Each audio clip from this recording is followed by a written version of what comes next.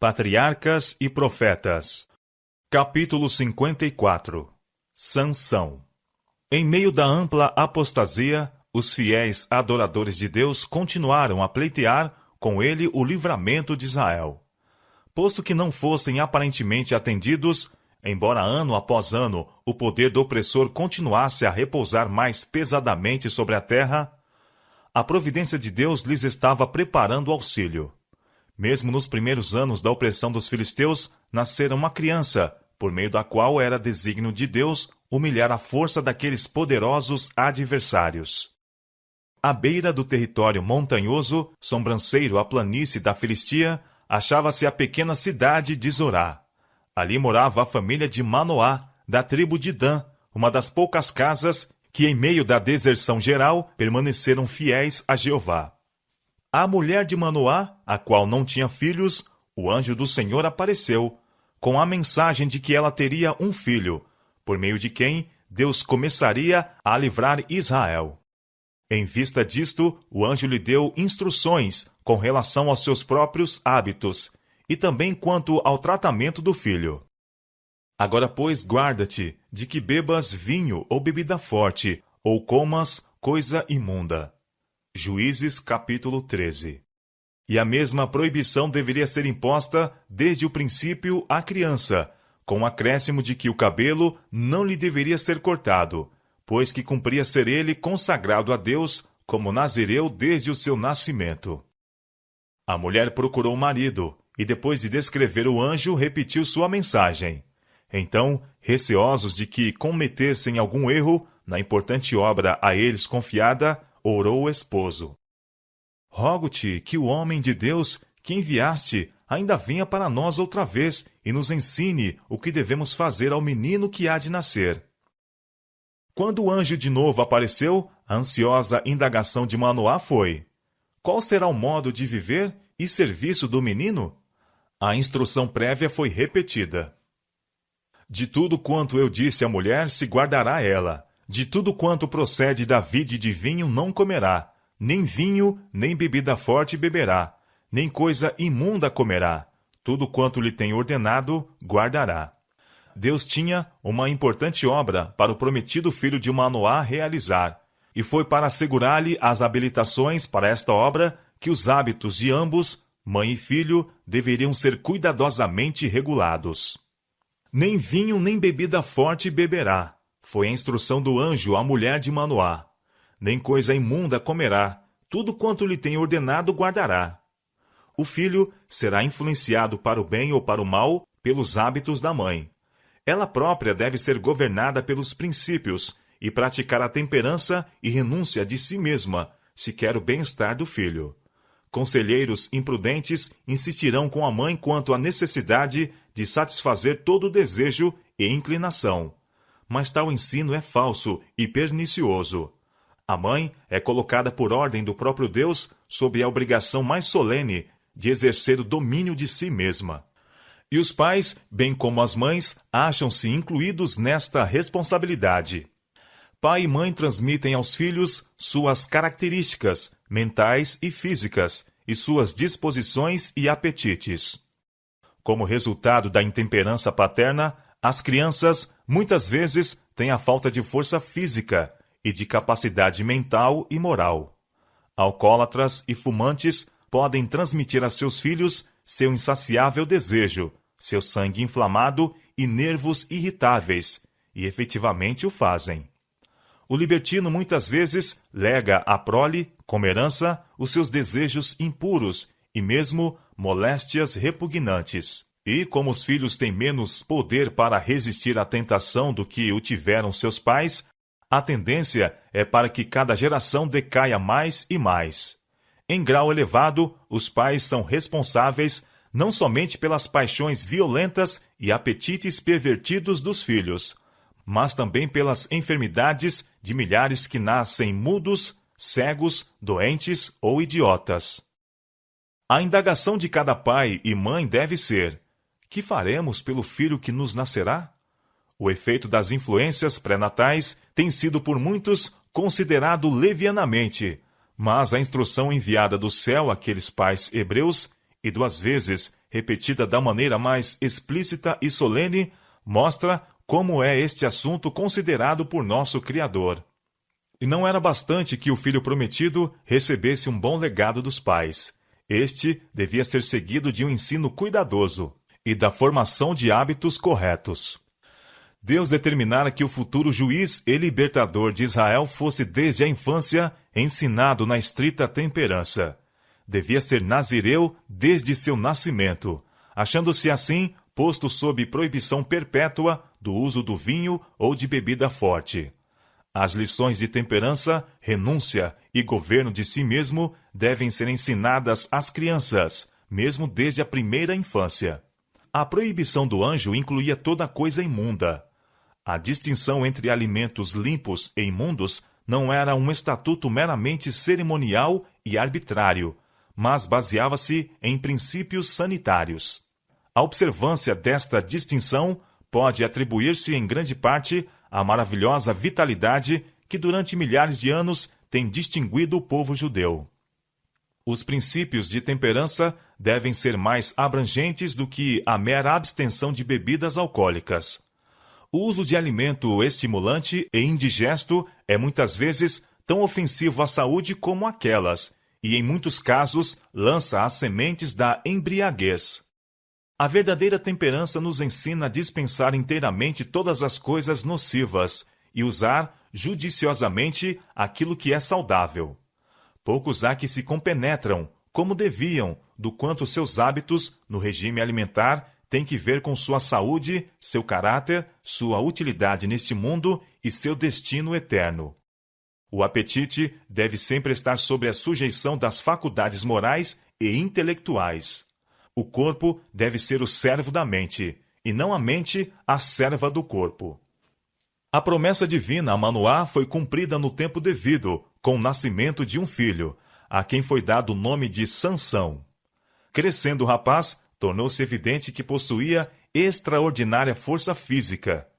Isto, entretanto, não dependia, conforme Sansão e seus pais bem sabiam, de seus compactos músculos, mas sim de sua condição de nazireu, de que o seu cabelo não cortado era símbolo.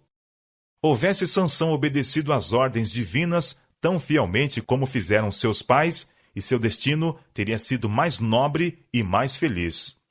Mas a associação com os idólatras o corrompeu.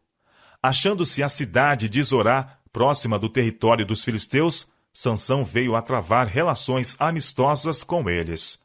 Assim, em sua mocidade, surgiram camaradagens cuja influência lhe obscureceu toda a vida. Uma jovem que habitava na cidade filisteia de Timnata conquistou as afeições de Sansão, e ele decidiu fazer dela sua esposa. A seus pais tementes a Deus, que se esforçavam por dissuadi-lo de seu propósito, sua única resposta era: ela me agrada aos olhos. Os pais finalmente cederam aos seus desejos, e realizou-se o casamento.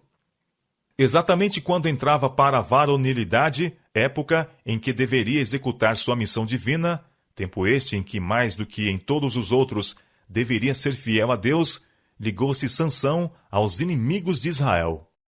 Não procurou saber se poderia melhor glorificar a Deus estando unido ao objeto de sua escolha, ou se encontrava a colocar-se em posição em que poderia cumprir o propósito a ser realizado pela sua vida.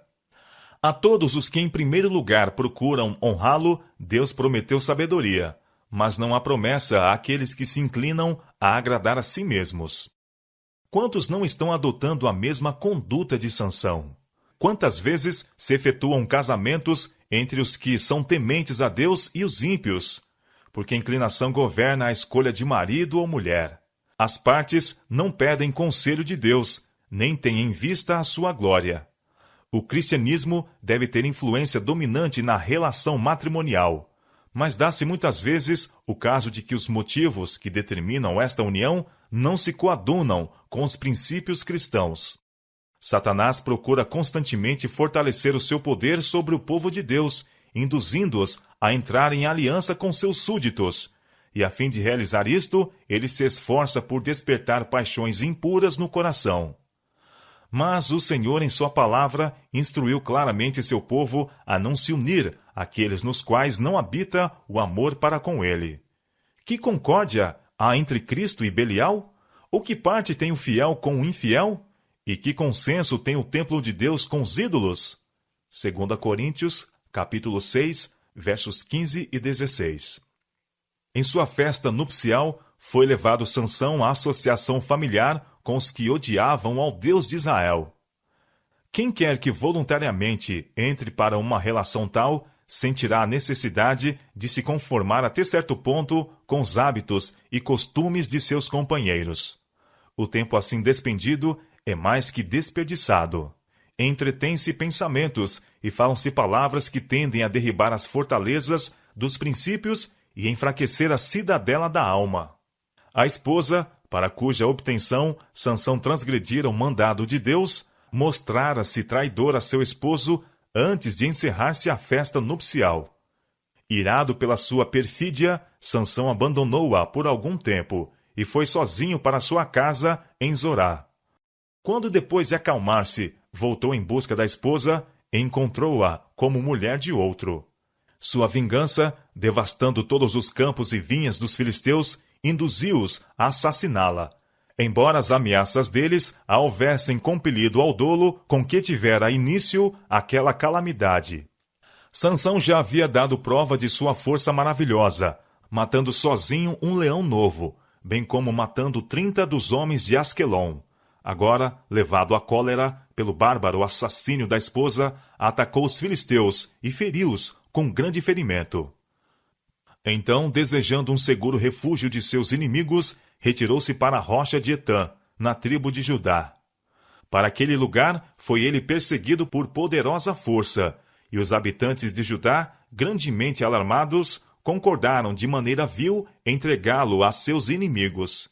Em conformidade com isto, 3.000 homens de Judá subiram a ele. Mas mesmo com tal disparidade, não teriam ousado aproximar-se dele, se não se houvessem assegurado de que ele não faria mal a seus compatriotas. Sansão consentiu em ser ligado e entregue aos filisteus, mas primeiro exigiu dos homens de Judá a promessa de o não atacarem e o compelirem assim a destruí-los.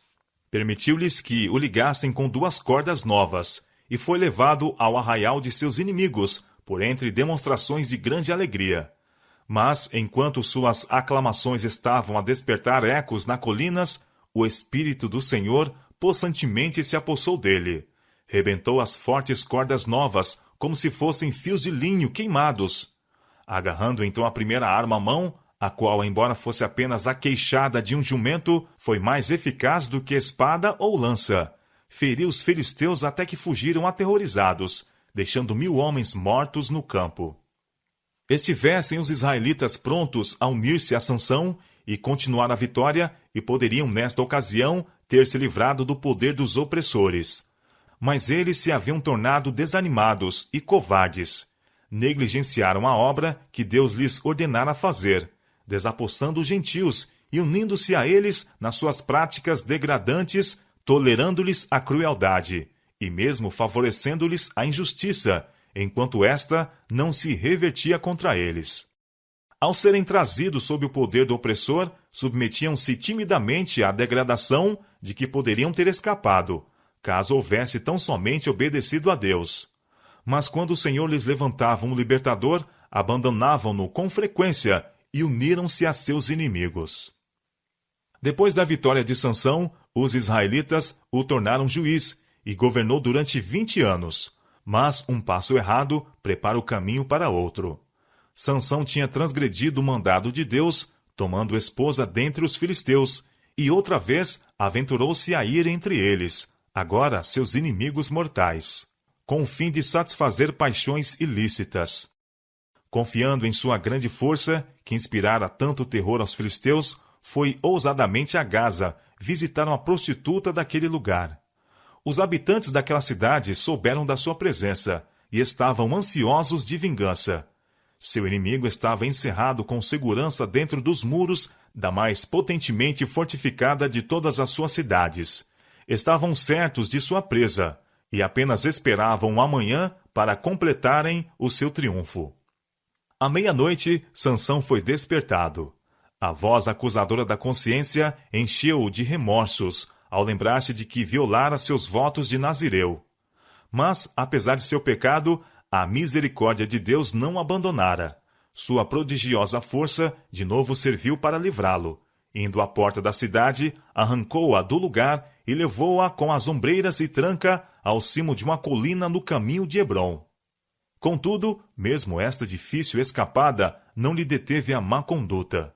Não se arriscou outra vez a ir entre os filisteus, mas continuou à procura daqueles prazeres sensuais que o estavam atraindo à ruína. Ele se afeiçoou a uma mulher do vale de Soreque, não longe de seu próprio lugar de origem. O nome dela era Dalila, a consumidora. O vale de Soreque era célebre pelas suas vinhas. Estas também ofereciam uma tentação ao vacilante nazireu que já havia condescendido com o uso do vinho, quebrando assim outro laço que o ligava à pureza e a Deus. Os filisteus observavam vigilantemente os movimentos de seu inimigo, e quando este se degradou pela sua nova aliança, resolveram por meio de Dalila efetuar sua ruína. Uma delegação composta de um dos principais homens de cada província filisteia foi enviada ao vale de Soreque. Não ousavam tentar prendê-lo enquanto estivesse de posse de sua grande força. Antes era seu propósito saber, sendo possível, o segredo de seu poder. Subornaram, portanto, a Dalila para o descobrir e revelar. Importunando a traidora Sansão com suas perguntas, ele a enganou, declarando que a fraqueza de outros homens lhe sobreviria se fosse experimentado certos processos. Quando ela punha aquilo à prova, descobria-se o embuste.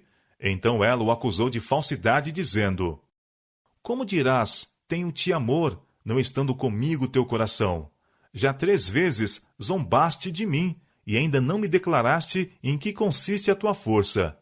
3 vezes, Sansão teve a prova mais clara de que os filisteus se haviam coligado com aquela que o encantava, a fim de o destruir, mas, quando fracassava o propósito dela, tratava o caso como simples gracejo e bania cegamente os seus receios. Dia após dia, Dalila insistia com ele, até que sua alma se angustiou até a morte. Contudo, um poder sutil o conservava ao lado dela. Vencido finalmente, Sansão deu a conhecer o segredo. Nunca subiu navalha à minha cabeça, porque sou nazireu de Deus, desde o ventre de minha mãe. Se viesse a ser raspado, ir-se-ia de mim a minha força, e me enfraqueceria, e seria como todos os mais homens. Despachou-se imediatamente um mensageiro aos chefes dentre os filisteus, insistindo que viessem a ela, sem demora. Enquanto dormia o guerreiro, cortaram-lhe as pesadas porções de cabelo. Então, conforme fizera 3 vezes antes, ela chamou: Os filisteus vêm sobre ti, Sansão! Despertando subitamente, pensou em exercer sua força como antes e destruí-los. Mas os braços impotentes recusaram-se a cumprir a sua ordem, e soube que o Senhor se tinha retirado dele. Depois de ter sido rapado, Dalila começou a molestá-lo e a causar-lhe dor, pondo assim à prova a sua força, pois os filisteus não ousavam aproximar-se dele antes que estivessem completamente convencidos de que seu poder desaparecera. Então o agarraram e, havendo-lhe arrancado os olhos, levaram-no a Gaza. Ali foi metido em ferros, na prisão, e obrigado a trabalhos pesados. Que mudança para aquele que fora juiz e campeão de Israel? Agora fraco, cego, preso, rebaixado ao trabalho mais servil. Pouco a pouco, tinha violado as condições de sua vocação sagrada. Deus tinha tido muita paciência com ele. Mas quando se entregara tanto ao poder do pecado, que traiu seu segredo, o Senhor se afastou dele. Não havia virtude alguma em seu longo cabelo, mas este era sinal de fidelidade para com Deus. E quando sacrificou este símbolo na satisfação da paixão, perdeu também as bênçãos de que ele era um sinal. No sofrimento e humilhação, como joguete dos filisteus, Sansão aprendeu mais acerca de sua fraqueza do que jamais soubera antes. e as aflições o levaram ao arrependimento. Crescendo-lhe o cabelo, a força lhe voltava gradualmente. Seus inimigos, porém, considerando-o um prisioneiro algemado e indefeso, não tinham apreensões. Os filisteus atribuíram a vitória aos seus deuses e, exultantes, desafiaram ao Deus de Israel. Foi marcada uma festa em honra a Dagom, o deus peixe, protetor do mar. Das cidades e dos campos, por toda a planície dos filisteus, o povo e seus grandes se congregaram. Multidões de adoradores enchiam o vasto templo e as galerias próximas do teto. Era uma cena de festa e regozijo. Havia a pompa do serviço sacrificial, seguido de música e banquetes. Então, como o máximo troféu do poder de Dagom, foi trazido Sansão. Aclamações de triunfo saudaram o seu aparecimento. O povo e os príncipes zombaram de seu estado miserável e adoraram o Deus que subvertera o destruidor de seu país. Depois de algum tempo, Sansão, como se estivesse cansado, pediu permissão para recostar-se de encontro às duas colunas centrais em que se apoiava o teto do templo. Proferiu então silenciosamente a oração. Senhor Jeová, peço-te que te lembres de mim e esforça-me agora só esta vez, ó Deus, para que de uma vez me vingue dos filisteus. Com estas palavras, cingiu com os poderosos braços as colunas e, clamando, morra eu com os filisteus, curvou-se e o teto caiu, destruindo em um só fragor toda aquela vasta multidão. E foram mais os mortos que matou na sua morte do que os que matara na sua vida. O ídolo e seus adoradores, sacerdotes e camponeses, guerreiros e nobres foram juntamente sepultados sob as ruínas do templo de Dagom.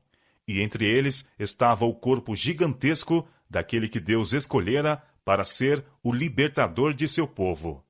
Notícias da terrível destruição foram levadas à terra de Israel, e os parentes de Sansão desceram de suas colinas e, sem encontrarem oposição, recobraram o corpo do finado herói. E subiram com ele, e sepultaram-no entre Zorá e Estaol, no sepulcro de Manoá, seu pai. A promessa de Deus de que por meio de Sansão começaria a livrar a Israel das mãos dos filisteus foi cumprida. Mas quão tenebroso e terrível é o relato daquela vida que poderia ter sido um louvor a Deus e uma glória para a nação. Se Sansão tivesse sido fiel à vocação divina, ter-se-ia cumprido o propósito de Deus em sua honra e exaltação. Mas ele rendeu-se à tentação e mostrou-se infiel à sua incumbência, e sua missão cumpriu-se com a derrota, escravidão e morte. Fisicamente falando, Sansão foi o homem mais forte da terra, mas no domínio de si mesmo, na integridade e firmeza, foi um dos mais fracos. Muitos tomam erradamente as paixões fortes como caráter forte, mas a verdade é que aquele que é dominado por suas paixões é homem fraco. A verdadeira grandeza do homem é medida pela força dos sentimentos que ele domina, e não pelos sentimentos que o dominam. O cuidado providencial de Deus estivera com Sansão, a fim de que ele pudesse estar preparado para realizar a obra que fora chamado a fazer. Mesmo no princípio da vida, esteve cercado de condições favoráveis para a força física, vigor intelectual e pureza moral. Mas, sob a influência de companheiros ímpios, deixou aquele apego a Deus que é a única salvaguarda do homem, e foi arrastado pela onda do mal. Aqueles que no caminho do dever são levados à prova podem estar certos de que Deus os guardará. Mas, se os homens voluntariamente se colocam sob o poder da tentação, cairão mais cedo ou mais tarde. Justamente aqueles que Deus se propõe usar como seus instrumentos para uma obra especial, Satanás, empregando seu máximo poder, procura transviar. Ele nos ataca em nossos pontos fracos, procurando, pelos defeitos do caráter, obter domínio sobre o homem todo. E sabe que se tais defeitos são acalentados, terá bom êxito. Mas ninguém precisa ser vencido. O homem não é deixado só a vencer o poder do mal pelos seus fracos esforços. O auxílio está às mãos e será dado a toda alma que realmente o desejar. Anjos de Deus que sobem e descem pela escada que Jacó viu em visão, auxiliarão a toda alma que o deseje a subir mesmo aos mais altos céus.